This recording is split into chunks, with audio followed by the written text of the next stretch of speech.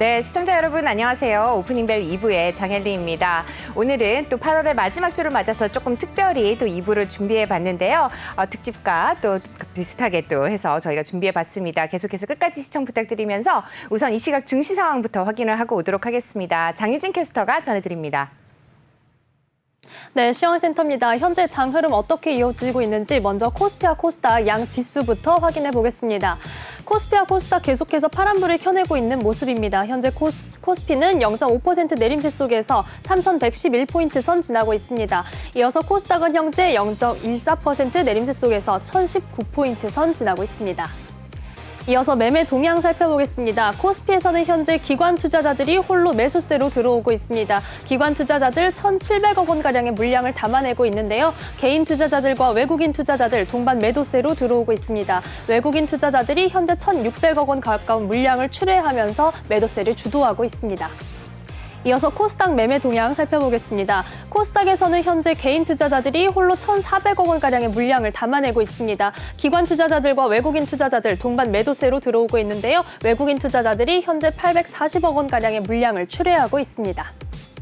이어서 시총 상위 종목 흐름 살펴보겠습니다. 먼저 코스피에서는 현재 지금 파란불이 더 많이 보이는 모습입니다. 삼성전자 현재 소폭의 약세 속에서 74,000원 선에서 거래되고 있고요. SK하이닉스 2%대 탄력 떨어지면서 101,500원 선에서 현재 거래되고 있습니다. 이어서 네이버와 카카오도 1%대의 약세를 기록하고 있습니다.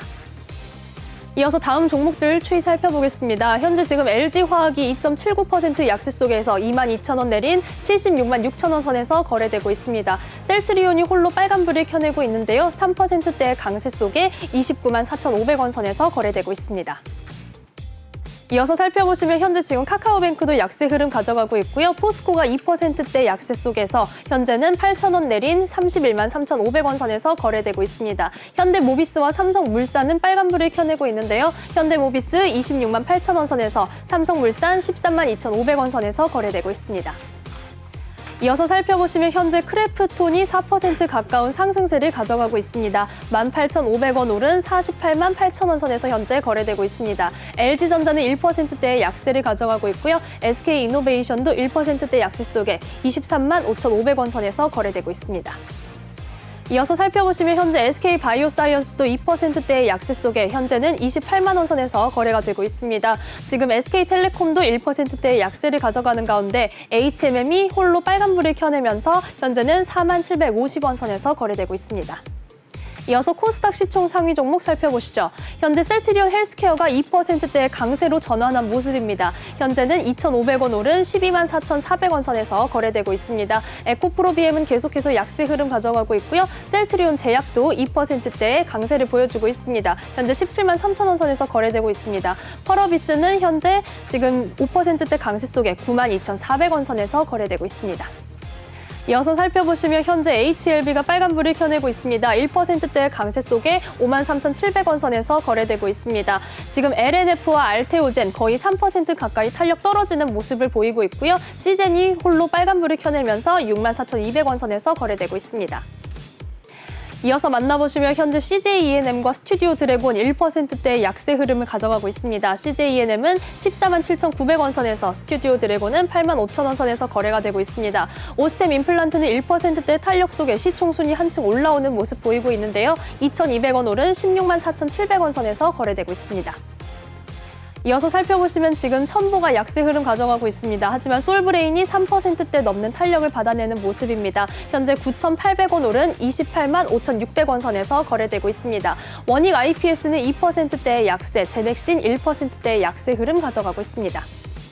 이어서 이 시각 특징주 살펴보겠습니다. 18세부터 49세까지 화이자, 모더나 접종이 시작됐습니다. 그런데 화이자 관련 종목들과 모더나 관련 종목들은 엇갈린 모습을 보이고 있는데요. 먼저 화이자 관련 종목들 살펴보겠습니다. 현재 전반적으로 빨간불을 많이 켜내고 있는 모습입니다. 제일약품이 8% 가까운 강세 속에서 4만 2천원 선에서 현재 거래되고 있습니다. 이어서 이수화학도 3%대 강세, 400원 오른 13,150원 선에서 거래되고 있습니다. 이어서 살펴보시면 현재 대한약품과 서울제약은 엇갈리고 있습니다. 대한약품 3만 300원 선에서 서울제약은 8,980원 선에서 거래되고 있습니다. 이어서 모더나 관련 종목들 살펴보겠습니다. 전반적으로 조금 파란불이 많이 보이는 모습인데요. 현재 녹십자는 5,500원 오른 1%대 강세 속에 33만 3천 원 선에서 거래되고 있습니다. 서린바이오도 오늘 빨간불을 켜내고 있는데요. 하지만 파미셀과 ST팜은 현재 1%대의 약세 흐름 가져가고 있습니다. 이어서 살펴보시면 전반적으로 파란불이 많이 보이는 모습입니다. 삼성바이오로직스 오늘 약세 흐름 가져가고 있고요. 바른손 1%대 약세 속에 2,505원 선에 엔투텍도 1%대 약세 흐름 가져가고 있습니다. 이어서 메타버스 관련 종목 살펴보겠습니다. 어제 게임주 관련 추이를 살펴볼 때 펄어비스의 탄력이 계속해서 좋은 모습을 보였습니다. 메타버스 기술을 활용한 신작 도깨비의 트레일러를 공개하고 나서 굉장히 호평을 받았는데요. 이어서 메타버스 관련 종목들 전반적인 추이를 살펴보겠습니다.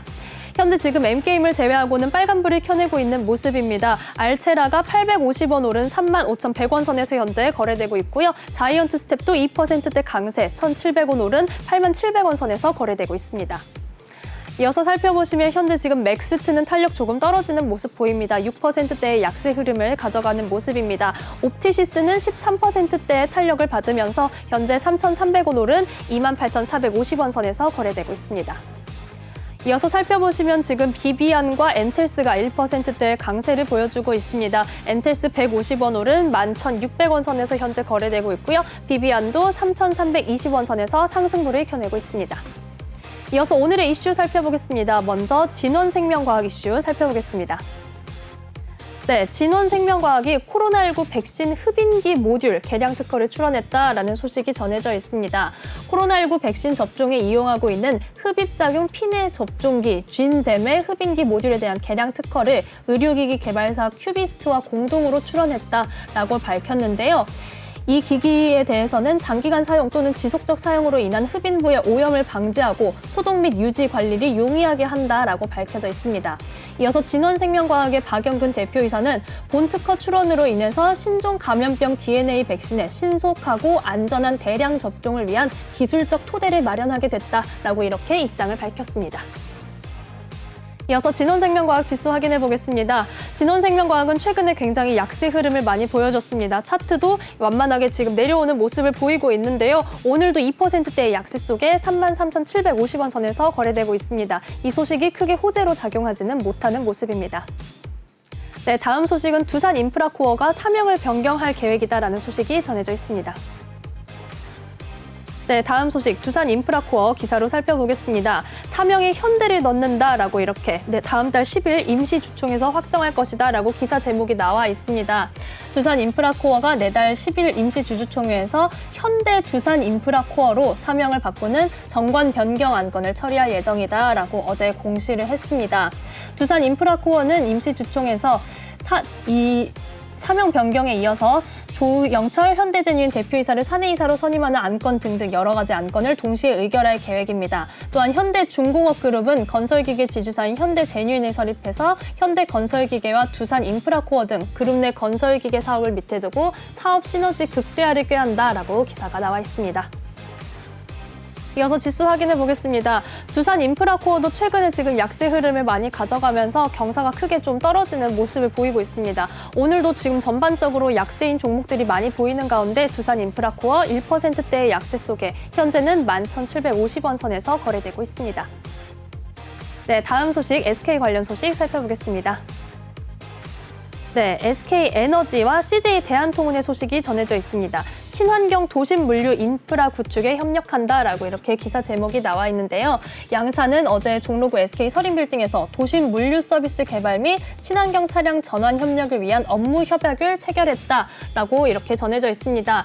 양사의 각각 역할로는 CJ대한통운 배송 차량의 전기 수소차로의 전환을 추진하고 또 SK에너지는 CJ대한통운 물류터미널 등 다수 거점에 전기 수소차 충전 인프라를 구축하면서 충전 멤버십을 운영하겠다라는 소식이 전해져 있습니다.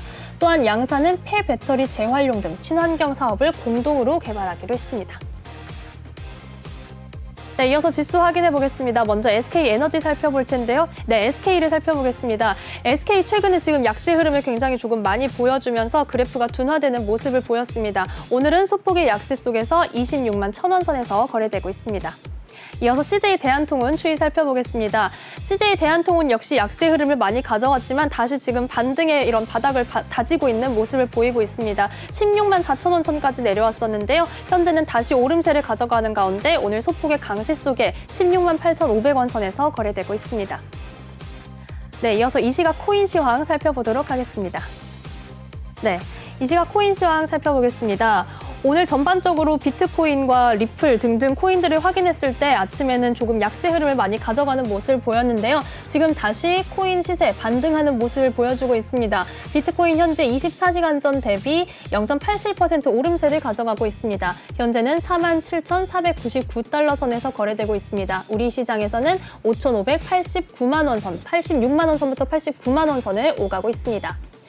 이어서 리플도 살펴보시면요. 다시 오름세를 가져가려고 하는 모습입니다. 현재는 강보합권에서 거래가 되고 있는데요. 우리 시장에서는 1,273원 선에서 거래되고 있습니다. 하지만 이더리움은 24시간 전 대비 약세 흐름을 면치 못하는 모습입니다. 현재 2%대의 약세 흐름을 보여주고 있는데요. 3,051달러 선에서 우리 시장에서는 359만 원 선에서 등락을 오가고 있습니다. 마지막으로 에이다까지 살펴보겠습니다. 역시 24시간 전 대비 3%대의 약세 흐름을 가져가고 있습니다. 우리 시장에서는 현재 2,895원 선을 오가고 있습니다. 네, 지금까지 이 시각 시황 살펴봤습니다.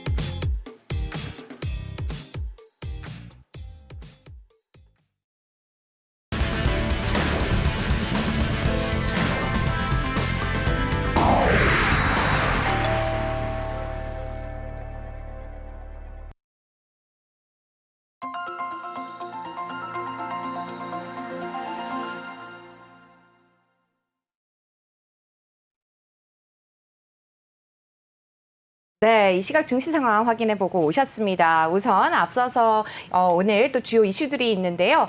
OCI와 또 포스코 케미컬과 관련한 소식이 나왔습니다. 함께 확인을 해보도록 하겠습니다. OCI 같은 경우는 지금 태양광 발전용 그리고 반도체용 폴리실리콘 가격이 반등을 하게 되면서 OCI의 내년 실적 추정치가 상향 조정되었다고 합니다. 그렇게 하면서 여기에 또 포스코 케미컬과의 합작사인 P&O 케미칼을 또 통한 2차 전지 음극재 소재 사업 진출 소식이 전해지면서 주가가 상승하는 흐름을 보이고 있습니다. 5거래일 OCI 같은 경우는 5거래일 연속 상승을 하면서 기관이 순매수가 들어왔습니다.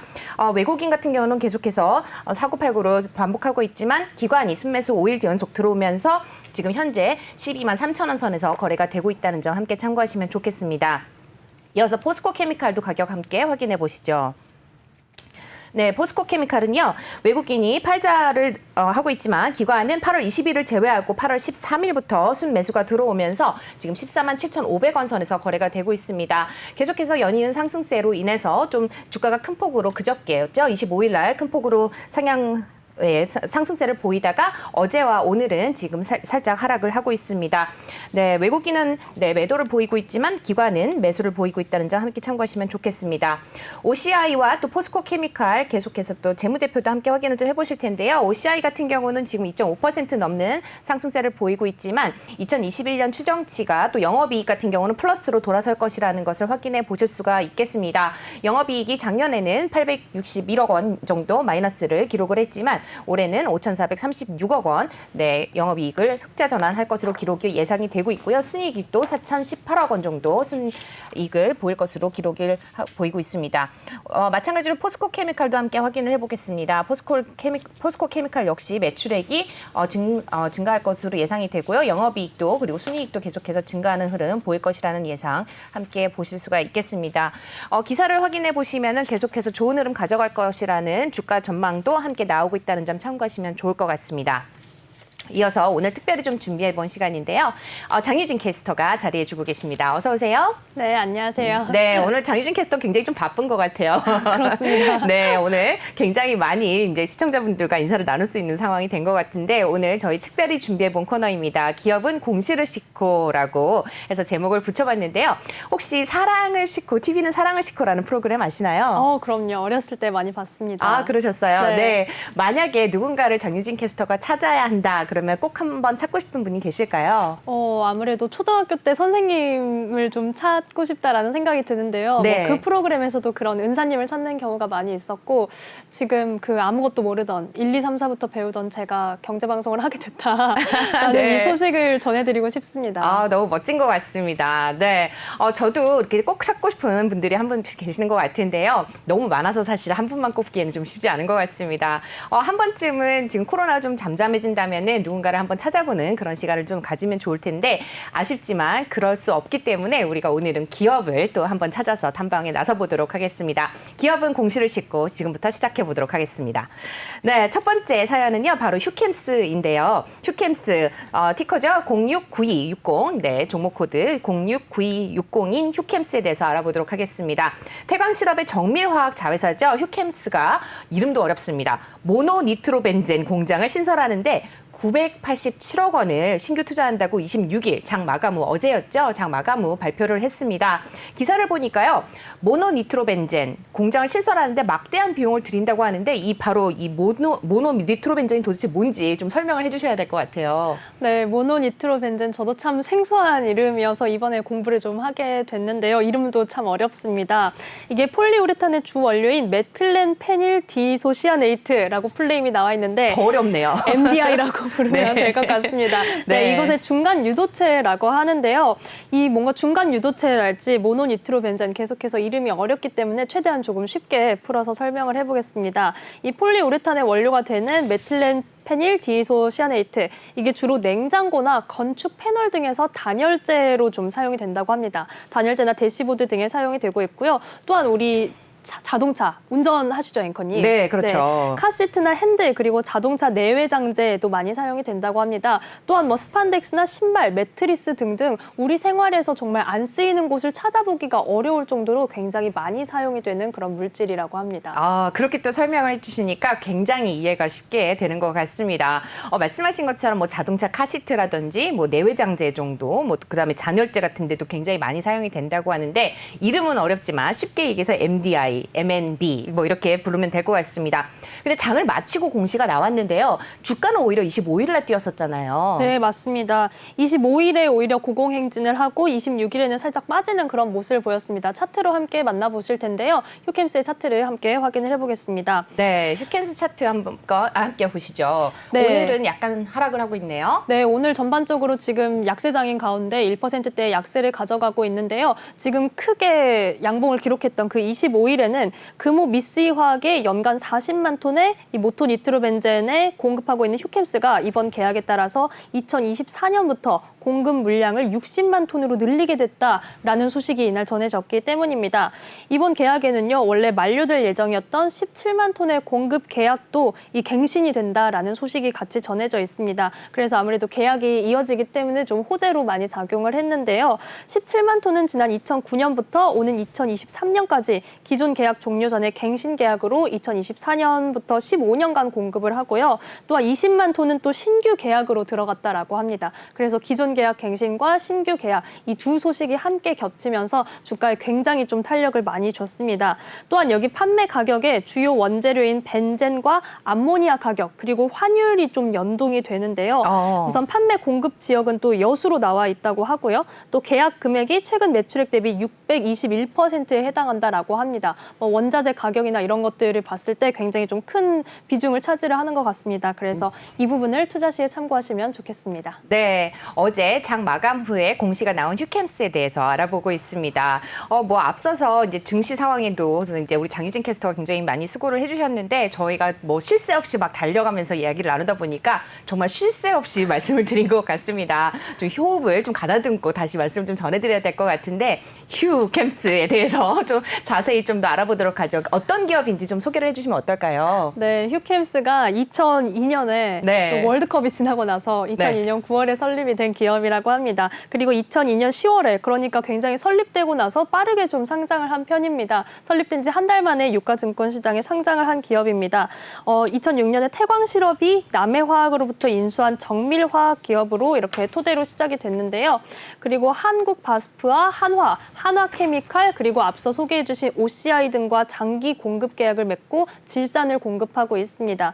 또한 경기에 민감한 반도체나 자동차 및 가구, 건설 내장재가 질산 수요의 대부분을 차지하고 있다고 하는데요. 앞서 오늘 그러니까 잘 몰랐던 그런 물질들이지만 굉장히 네. 우리 생활에 밀접한 부분이 많이 있는 것 같습니다. 그래서 좀 국내 경기에 민감하다라는 점도 함께 참고하시면 좋겠습니다. 네, 경기에 민감하다는 굉장히 좋은 포인트를 한번 다시 짚어주셨습니다. 오늘 장은 사실 전반적으로 다 하락을 하고 있기 때문에 하락폭이 크지 않다라고 볼 수도 있을 것 같은데 향후에도 더 올라갈 수 있을지 여부를 좀 지켜보시면 좋을 것 같습니다. 휴캠스에 대해서 알아보고 있는데 시총은 어느 정도 될까요? 네, 시총이 1조 2,248억 원에 달하고요. 시가총액 순위는 코스피 205위에 해당하는 기업입니다. 네, 아까 장유진 캐스터가 그랬잖아요. 휴캠스가 금호 미쓰이 화학에 공급하는 모노니트로벤젠 MNB의 물량을 좀 늘리기로 했다는 계약을 맺었다고 했었죠. 네, 맞습니다. 지금 계약을 통해서 2024년부터 2039년까지 굉장히 좀 미래까지 계약이 되어 있습니다. 이 15년 동안 쓰일 금호 미쓰이 화학의 폴리우레탄의 원료가 되죠. 이 MDI 제조에 쓰일 MNB를 공급하기로 했다라고 이렇게 소식이 전해져 있습니다. 지금까지도 연간 40만 톤의 MNB를 계속해서 공급을 해왔었고요. 이 지금 계약을 통해서 계약 기간 동안 총 3조 7천억 원 규모의 매출이 기대가 된다라는 소식도 함께 전해져 있습니다. 사실 최근 글로벌 MDI 수요가 증가하는 그런 추세였다라고 합니다. 또한 여기에 주원료인 MNB의 수요 역시 동반 증가하는 추세이기 때문에 이번 계약을 통해서 휴캠스가 정밀화학 기업으로서의 입지를 더욱 공고히 할 수 있을 것으로 예상이 되고 있습니다. 네, 장유진 캐스터 말씀 잘 들었습니다. 일단 태광실업의 정밀화학 자회사인 휴캠스에 대해서 알아봤습니다. 주력 제품인 MNB의 또 공급 확대를 통해서 고도성장 발판을 마련하게 된 휴캠스에 대해서 알아봤고요. 이어서 또 두 번째 또 공시는 어떤 내용이 나와 있는지 두 번째도 확인해 보겠습니다.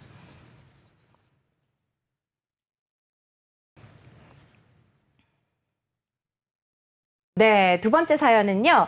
바로 키움증권 여러분들 잘 알고 계시죠? 키움증권을 보유하고 있는 IT 서비스 전문 기업입니다. 다우기술에 대해서 관련한 공시가 나왔다고 했는데 어떤 공시가 나왔죠? 네, 다우기술이 계열사인 다우데이터로부터 토지를 매수한다라는 소식이 전해져 있습니다. 경기도 용인시 수지구 죽전동에 위치한 토지고요. 이 토지를 93억 원에 매수한다라고 밝혀져 있는데요. 그냥 단지 땅을 샀다라는 소식이 아닙니다. 여기에 다우 클라우드 데이터 센터 구축을 할 계획이다라고 밝혀져 있는 상황입니다. 그래서 2,234억 원 규모의 신규 시설 투자를 결정했다라는 소식이 전해져 있는데요. 이번 투자가 지난해 말 기준으로 볼 때 자기 자본의 6.88% 거의 7%에 달하는 그런 규모라고 합니다. 그래서 꽤나 대규모의 투자라고 볼 수가 있겠고요. 이 투자 기간은 2023년 8월 31일까지로 정해져 있고요. 클라우드 센터 소재지는 아까 말씀드린 경기도 용인시 죽전동이죠. 이쪽 위치가 될 것으로 예측이 되고 있습니다. 네, 지금 다우기술에 대해서 알아보고 있는데요. 다우기술의 경우 지난주 화요일쯤이었습니다. 17일 날 또 올해 2분기 실적을 내놓기도 했었는데요. 어떻게 나왔었죠? 네, 사실 영업이익은 조금 줄어드는 그런 모습을 오히려 보였습니다. 다우기술의 2분기 영업이익이 지난해 같은 기간보다 5.9% 줄어들었다라고 소식이 전해져 있는데요. 정확한 영업이익은 3,064억 4,932만 원을 달성을 했습니다. 이 기간 또 다우기술의 매출액은 오히려 그런데 증가하는 모습을 보였습니다. 21.8% 증가를 하면서 1조 816억 원대를 기록을 했는데요. 또한 순이익은 또 소폭 감소를 하면서 2,181억 원대를 달성했습니다. 네, 최근 주가까지도 좀 살펴드려야 되지 않을까요? 네, 확인을 해야겠습니다. 지금 네, 다우기술을 차트로 네. 한번 살펴볼 텐데요. 6월 28일, 거의 6월 말까지는 고공행진을 이어오다가 7월 들어오면서 조금 하락세를 탔다라는 소식입니다. 오늘은 보시면 지금 장 초반에 26,450원대까지 올라갔다라고 이렇게 확인이 되고 있는데요. 네, 이번 주의 추이를 살펴보셔도 지금은 상승세를 계속해서 가져가고 있는 모습입니다. 7월에 약했던 모습과 달리 최근에는 다시 강한 모습을 보여주고 있는 모습인데요. 8월 20일부터 외국인이 순매수세로 들어오고 있다라는 소식도 전해져 있습니다. 여기에 뭐 기관은 사자팔자를 반복하고 있는 모습인데요. 오늘은 소폭의 오름세 속에서 현재는 26,400원 선에서 거래되고 있습니다. 네, 지금 앞서서 말씀해 주신 것처럼 또 다우기술 하면은 바로 키움증권이 생각이 나는데요. 키움증권과 관련한 소식도 있죠? 네, 지금 7월 7일에 나왔던 공시인데요. 키움증권이 뭐 다우기술 및 특별 관계자의 지분율이 변동됐다라고 이렇게 공시가 되어 있습니다. 41.27%에서 41.99%로 변동이 됐다라는 이런 공시가 나와 있습니다. 또한 또 다우기술의 경우 국민연금공단 및 특별 관계자의 지분율도 변동이 있었다라는 소식이 전해져 있습니다. 여기는 지분율이 7.13%에서 8.17%로 증가가 되는 수치이죠. 이 내용도 7월 초에 함께 공시를 한 바가 있습니다. 주가의 추이를 살펴봤을 때는 저희가 7월에는 조금 약세 흐름을 가져가다가 최근에 다시 강세를 가져가고 있다라고 소식을 전달드렸는데 이 지금 지분율이 변동이 된 상황 속에서 조금 약세 흐름을 가져갔던 것으로 분석이 되고 있습니다. 네, 다우기술에 대한 또 소식 들어봤습니다. 두 번째 사연으로 키움증권을 가지고 있는 IT 서비스 전문 기업이죠. 다우기술에 대해서 알아봤습니다. 다우기술에 대한 공시 내용 전해드렸고요. 이어서 세 번째 이슈도 함께 확인해 보시죠.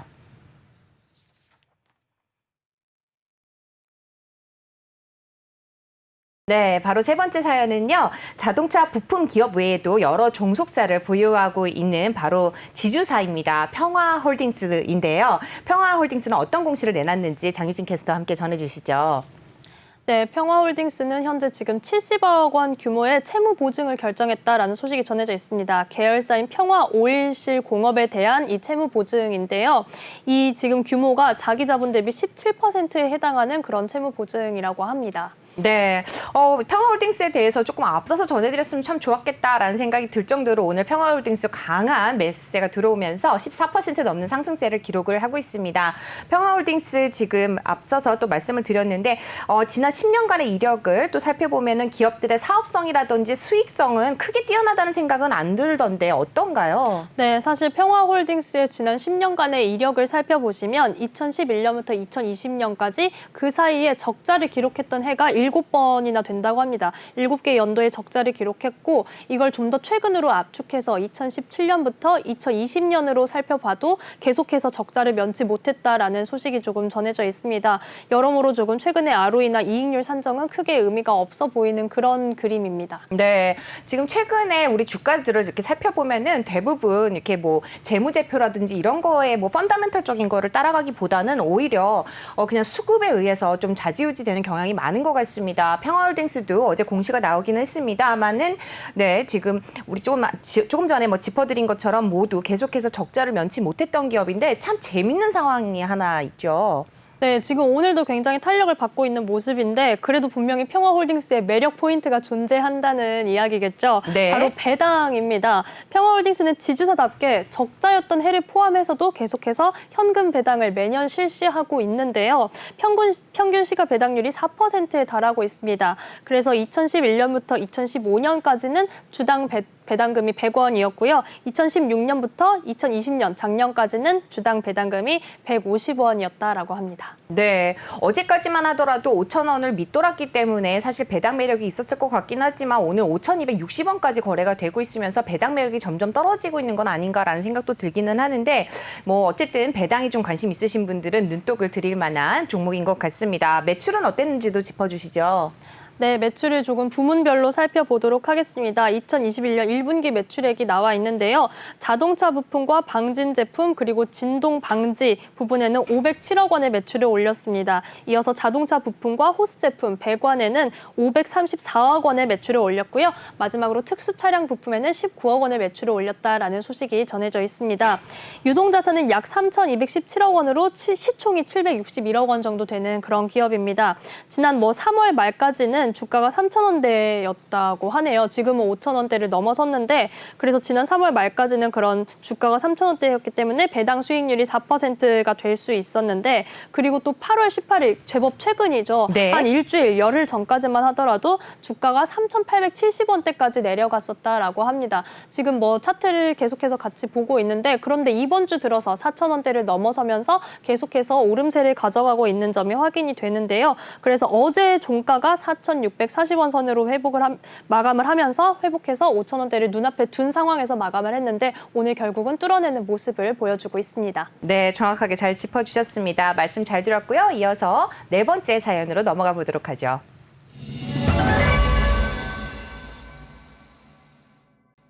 네, 네 번째 사연은요.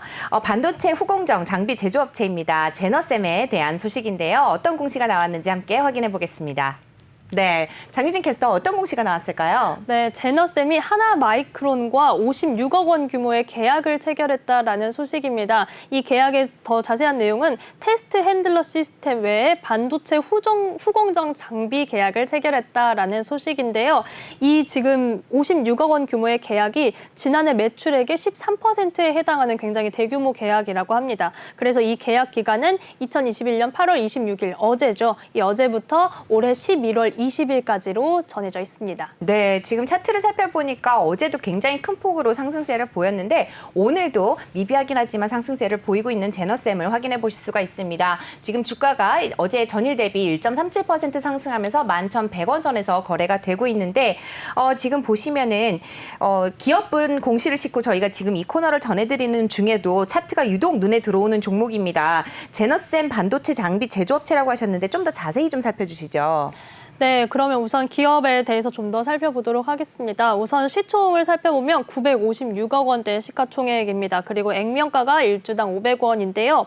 어제 정규장에서 좀 살펴보시면 11%대나 급등세를 어제도 가져갔습니다. 그래서 1,950원 선에서 종가를 형성했는데요. 하지만 오늘 살펴보시면 장 초반에 잠시 조금 내려왔다가 다시 계속해서 오름세를 가져가고 있는 모습입니다.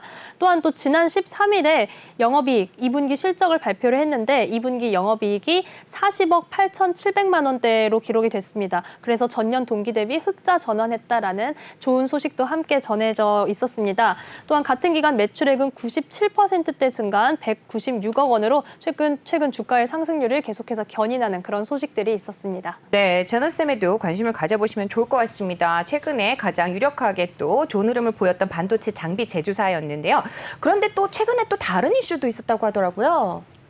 네, 맞습니다. 반도체 장비 제조사인 제너셈이 앞서 그 계약에 관련해서 말씀을 드릴 때도 네. 테스트 핸들러 시스템 이렇게 뭐 얘기를 드렸습니다. 저희가 네. 반도체 후공정 장비 계약에 테스트 핸들러 시스템 외 이렇게 좀 말씀을 드렸는데 바로 이 국내 비메모리 테스트 핸들러 시장의 신흥 강자로 부상하고 있다라고 소식이 전해지고 있습니다. 사실상 이 시장에서 독식을 하고 있었던 기업은 바로 테크윙인데요. 네. 테크윙이 독식하고 있던 시장 판도를 조금 흔드는 그런 지금 분석이 되고 있습니다. 또한 좀 후공정 패키징에 집중되어 있던 장비 밸류체인을 테스트 영역까지 확장을 하면서 앞으로 토탈 솔루션 정비사로서 한 걸음 내딛었다라는 평가가 나오고 있는 상황입니다. 또 이게 지난주 화요일에 나온 기사 내용인데요. 업계에 따르면 제너셈은 최근 국내 주요 반도체 패키징 테스트 전문 고객사에 이 비메모리 테스트 핸들러 10대를 정식 납품하고 설치 완료를 앞두고 있다라는 소식도 계속해서 전해지고 있습니다. 네, 뭐 지금 얘기 들어보니까 비메모리 테스트 핸들러 10대 중에서도 16페라라고 했는데 16페라의 페라가 뭐죠? 맞습니다. 이 16페러 비메모리 테스트 핸들러 이렇게 지금 네. 소식이 나와 있는데 이 페러가 수평이라는 뜻을 가진 그 단어에서 비롯한 패러렐에서 줄임말로 나온 거라고 네. 합니다. 그래서 이 단위가 반도체 소자를 동시에 처리하는 단위라고 하는데요. 메모리를 제외하고 비메모리 부분에서는 이 16페러급 스펙을 갖춘 핸들러가 굉장히 좀 흔치 않다라고 합니다.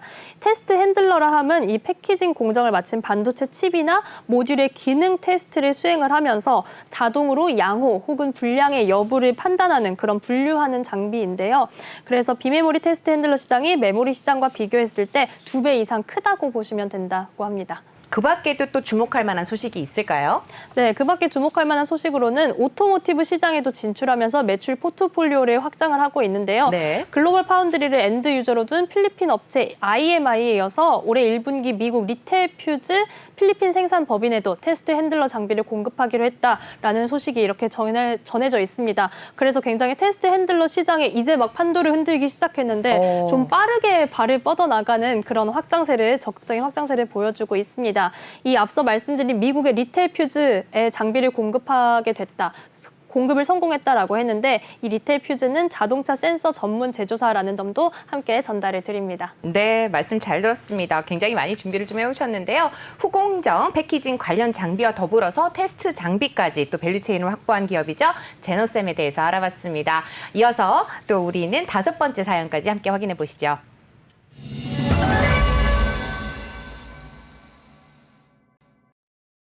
네, 5번째 사연은 바로 코스모화학입니다. 최근 2차 전지 원료죠. 황산 코발트 생산과 더불어서 폐배터리 리사이클 사업을 위한 연구 개발을 진행 중인 것으로 알려져 있던 코스모화학에서 공시가 나왔는데요. 어떤 내용인가요? 네, 방금 말씀하신 것처럼 코스모화학이 폐배터리 리사이클 사업에 진출한다라는 소식입니다. 코스모화학이 어제 임시 주주총회를 열었는데요. 사업 목적에 폐전지 재활용업을 추가하고 그리고 이사회에서는 300억 원을 투자해서 니켈과 코발트, 망간 등 양극 소재 금속 추출 라인을 추가 증설하기로 의결했습니다. 네, 오늘은 지금 차트를 보니까 주가가 1.24% 하락하면서 19,900원 선에서 이제 거래가 되고 있습니다. 어떤 내용인지 조금 전에 얘기를 좀 해주셨는데 자세히 좀 잘 살펴볼까요? 네, 코스모화학 좀 더 자세히 기술에 대해서 살펴보겠습니다. 이 기존 원광석에서 황산 코발트를 추출하는 기술을 기반으로 해서 2차 전지 폐배터리에서 핵심 양극 소재인 유가 금속을 추출하는 최신 공법을 개발 완료하고 특허 출원을 마쳤다라고 합니다. 이를 활용해서 도시 광산으로 불리는 그런 폐배터리 리사이클 사업 투자에 적극적으로 나설 예정인데요. 이 투자 금액이 아까 300억 원 규모다라고 의결을 했다고 전해드렸습니다. 이 300억 원을 어떻게 활용할 것이냐? 코스모화학이 기존 기술과 설비 활용을 극대화하면서 2022년 9월에는 그 설비를 완공할 예정이라고 합니다. 또한 이 증설이 완료가 되면요. 코스모화학은 연간 니켈과 코발트의 생산량이 굉장히 좀 늘게 되고요. 현재 가치로 환산을 하게 되면 연간 1,500억 원 이상의 매출 증대가 나타날 것으로 전망되고 있습니다. 네, 지금 말씀하신 코스모화학 하면은 이제 코스모 신소재를 빼놓을 수가 없잖아요. 맞습니다. 또 코스모화학의 자회사인 코스모 신소재에 대한 얘기를 빠뜨릴 수가 없는데요. 이 코스모 신소재의 전구체 투자 검토와 맞물려서 이 그룹의 2차 전지 수직 계열화가 완성된다라는 점도 좀 주목할 포인트로 꼽히고 있습니다. 2차 전지 재활용 사업이 전기차 시대가 태동함에 따라서 급속하게 성장할 것으로 예상이 되고 있는데요. 앞서 저희 오프닝 벨에서 이번 주에 전해드렸던 소식 중에 국내 친환경차 시장이 점점 커지고 있다. 그래서 국토교통부에서는 전기차가 22만 대를 올해 안에 넘어설 것으로 전망하고 있다라는 소식도 전해드린 바가 있습니다. 그래서 전기차 시장이 계속 커지고 있는 상황이고요. 또한 글로벌 시장 규모로 봤을 때도 2040년에는 규모가 87조 원에 이를 전망이다라고 합니다. 네, 업계에서는 어떤 전망을 내놨는지 굉장히 궁금한데 어떤 전망이 나왔을까요? 네, 우선 코스모화학이 니켈과 코발트, 망간 지금까지 좀 주력했던 그런 분야 외에도 고순도 수산화 리튬 등 전고체 배터리 소재에 계속해서 이르기까지 지속적인 연구 개발을 하고 있다라는 점에 조금 주목을 하고 있는 분위기입니다. 그래서 다가오는 전기차 시대, 앞서 말씀드린 계속해서 커져나가는 전기차 시장에 대비해서 2차 전지 양극 소재 산업의 선두 주자로 자리매김할 것으로 보고 있는 상황인데요. 또한 이번 투자를 시작으로 해서 2차 전지 업체로의 탈바꿈을 가속화할 것이라고 하니까요. 이런 포부도 계속해서 주목해서 보시면 좋을 것 같습니다. 네, 코스모화학 오늘은 어제에 비해서 조금 주가가 하락하는 흐름세를 좀 보이고 있습니다. 어쨌든 최근에 가파르게 상승세를 좀 보이기는 했는데요. 어찌됐든 간에 코스모화학도 그렇지만 코스모 신소재의 경우에도 계속해서 또 하락세를 보이고 있다는 점도 함께 참고하시면 좋을 것 같습니다. 오늘 또 말씀 잘 들었고요. 코스모화학에 이어서 코스모 신소재까지 함께 알아봤습니다. 두 종목 모두 모멘텀이 살아는 있지만 최근 주가가 가파르게 상승했기 때문에 단기적으로 좀 쉬어갈 수 있다는 점 함께 참고하시면 좋을 것 같고요. 저희 기업은 공시를 싣고 저희가 준비한 내용 여기까지입니다. 잠시 후에 다시 돌아오겠습니다.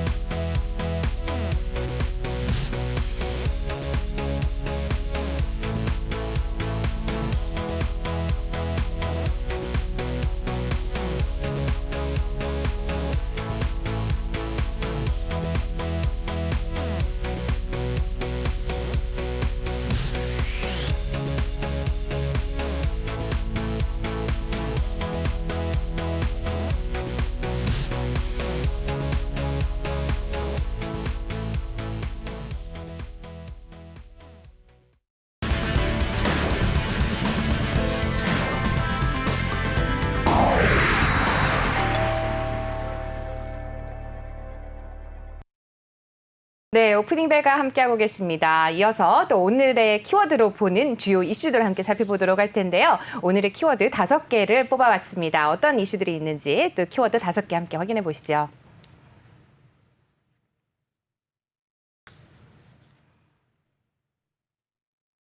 네, 지금 보신 것처럼 5개의 키워드가 나왔는데요. 우선 첫 번째 키워드부터 함께 말씀 나눠보도록 하겠습니다.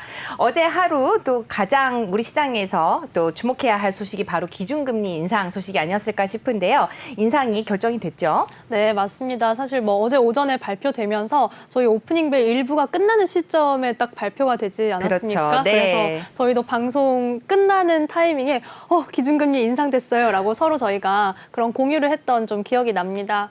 한국은행 금통위에서 기준금리를 현재 연 0.5%에서 0.25%포인트를 인상하기로 결정했다라는 소식이 전해져 있습니다. 사실 뭐 이번 금통위를 앞두고 금리 인상이 실제로 단행될 수 있을까? 왜냐하면 또 고승범 금융위원장 내정자가 빠지면서 이전에 인상 의견을 냈던 인물이 빠지면서 실제로 단행되기는 어려울 것이라는 그런 분석도 조금 있었는데요. 하지만 금통위원 6명 가운데 5명이 찬성을 하고 주상영 위원만 동결 소수 의견을 내면서 결국 인상이 결정됐습니다. 네, 금리 인상을 단행해야만 했던 이유가 있을까요? 네, 아무래도 통화정책 기조를 이렇게 바뀐 데에는 뭐 네. 자산 가격 거품이나 가계부채 급증 등 금융 불균형 상태가 조금 심각해졌다라고 진단을 하고 있는 것 같습니다. 인플레이션 우려도 조금 커졌다라고 금통위에서 판단을 하는 것으로 분석되는데요.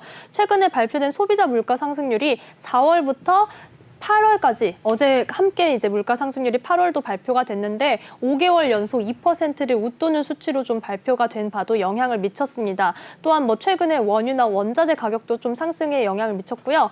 또한 이 전날 바로 전날이죠. 금통위가 있기 전날에 우리나라 가계부채가 1,800조 원을 처음으로 넘어섰다라는 소식도 아무래도 조금 금통위의 결정에 영향을 많이 미친 것으로 풀이되고 있습니다. 네, 뭐 이번 금리 인상이 국내 경기에 미칠 영향은 어떻게 보면 될까요? 네, 사실 뭐 저희도 금리 인상이 진짜로 될까? 된다면은 국내 증시는 어떻게 움직일까? 조금은 걱정하기도 하면서 이 결과를 주시할 수밖에 없었는데요. 하지만 금통위의 판단으로는 금리를 인상하더라도 국내 경기에 미칠 타격은 그렇게 크지 않을 것이다라고 판단을 하고 있는 것으로 풀이되고 있습니다. 실제로 어제 발표된 그 통화정책 방향 의결문에는요, 이렇게 쓰여 있다라고 합니다.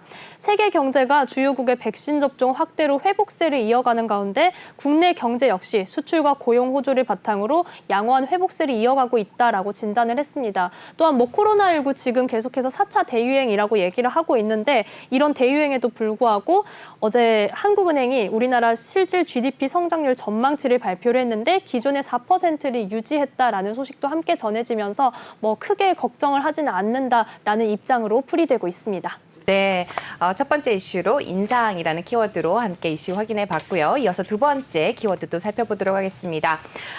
두 번째 키워드는요. 네, 확인해 보겠습니다.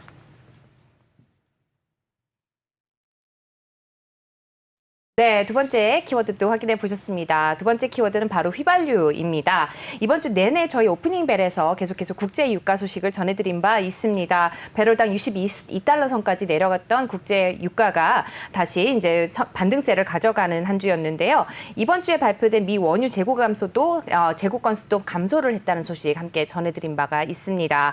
시장에서 큰 또 영향을 미치고 있기 때문에 계속해서 주시할 수밖에 없는 키워드일 텐데요. 장유진 캐스터, 뭐 휘발유와 관련된 소식 어떤 게 있을까요? 네, 앞서 저희 뭐 그래픽으로도 확인을 했듯이 이란이 아프가니스탄에 휘발유를 수출을 했다라는 소식이 전해져 있습니다. 지금 아프가니스탄에 조금 제재가 가해져 있기 때문에 아무래도 여기에 시선이 좀 모아지고 있는 그런 상황입니다. 네, 지금 뭐 탈레반이 장악한 아프가니스탄 저희 일부에서도 내용을 좀 전해드린 바가 있는데 전반적으로 제재가 가해져 있는 상황 아닌가요? 맞습니다. 사실 국제사회에서는 지금 탈레반을 좀 압박하기 위해서 어떤 경제적인 압박을 취할 수밖에 없는 상황입니다. 왜냐하면 물리적인 압박을 가하거나 뭔가 더 크게 압박을 했을 때에는 그 자국군이나 민간인, 조력자들의 안전한 대피에 조금 방해가, 지장이 생길 수 있기 때문에 아주 강력한 제재는 발표를 하지 못하는 상황에서 그래도 자금 인출을 조금 막고 있는 상황입니다. 우선 미국이 탈레반이 득세한 이후에 아프간 정부 자금의 인출을 막고 있고요. 또한 국제통화기금도 아프간 정부가 보유한 5억 달러 상당의 자금에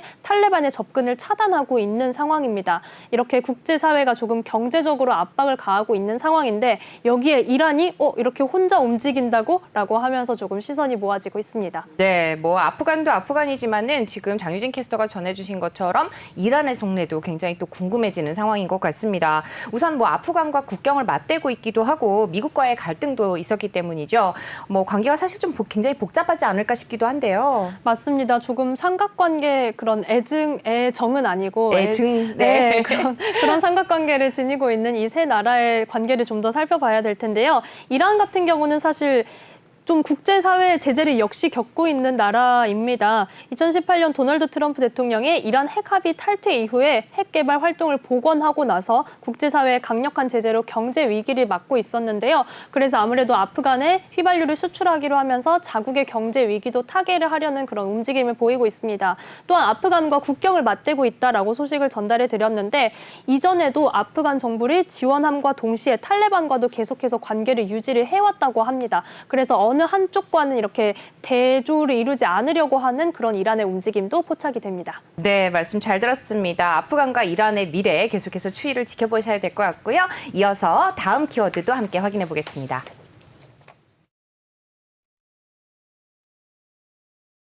네, 이어서 세 번째 이슈는요. 네, 바로 키워드 코인입니다. 코인과 관련해서는 뭐 여러분들 이미 잘 알고 계실 것 같은데 어떤 이슈일까요? 네, 사실 뭐 코인 거래소가 갑자기 뭐 문을 닫는다든지 내 코인이 갑자기 사라진다든지 너무 많죠. 네, 이런 코인 시장에는 아무래도 좀 불안정성과 변동성이 많은데요. 국내 코인 거래소 중에서 정보보호관리체계 인증을 획득하지 않은 42곳 중 24곳이 이미 소리 없이 영업을 중단했다라는 소식이 나와 있습니다. 아니, 영업 종료가 아니라 영업 중단이면 다시 재개할 수도 있다는 얘기일까요? 네, 그렇기는 하지만 아무래도 이 아까 말씀드린 정보보호관리체계 인증을 신청하고 나서 획득하는 데에는 거의 3개월에서 6개월이 걸린다고 합니다. 그런데 정부가 이 인증을 받아와라라고 준 기한이 한 달이기 때문에 실제로 영업을 재개하기는 어려울 것으로 분석되고 있습니다. 네, 뭐 이번 사태로 인해서 너무 큰 피해를 보신 분들이 없으셔야 할 텐데 어쨌든 전반적인 코인 시장의 흐름에 영향을 미칠 수 있을 것 같습니다. 하루라도 빨리 안전하게 거래가 될 수 있도록 튼튼한 또 시스템이 마련이 돼야 되겠죠. 이어서 네 번째 이슈 확인해 보겠습니다.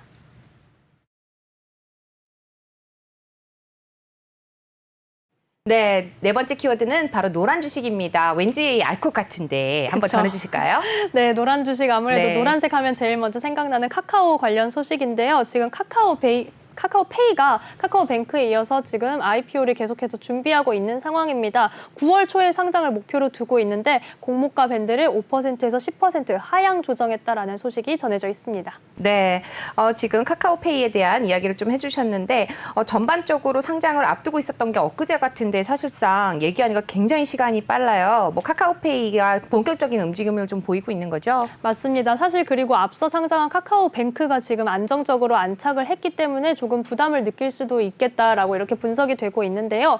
이번에 하향 조정한 공모가 밴드를 추정을 해보면 우선 하향 전에 기존의 밴드가 63,000원에서 96,000원대였습니다. 그래서 여기에 하향 조정을 한 것을 고려를 하면은 밴드 하단이 56,700원에서 59,000원대 그리고 상단은 86,400원 선에서 조정될 것으로 예상되고 있습니다. 네, 카카오페이에서 네 번째 소식까지 전해드렸는데 어느덧 시간이 너무 빨리 흘러버렸습니다. 다섯 번째 키워드는 수출이잖아요. 네, 수출과 맞습니다. 관련한 이슈 짧게 하고 마무리해볼까요? 네, 우리 수출 물량 지수가 11개월째 상승세를 가져가고 있는데요. 이 상승세를 주도한 업종으로는 반도체와 차량이 수출의 호조를 주도했다라는 소식이 전해져 있는데 다음에 좀 더 자세히 전해드리겠습니다. 네, 어느덧 저희가 마무리할 시간이 돼서 이렇게 인사를 드릴 수밖에 없게 되겠습니다. 행복한 주말이 되셨으면 좋겠고요. 저희는 월요일 오전에 다시 인사드리도록 하겠습니다. 시청해주셔서 고맙습니다.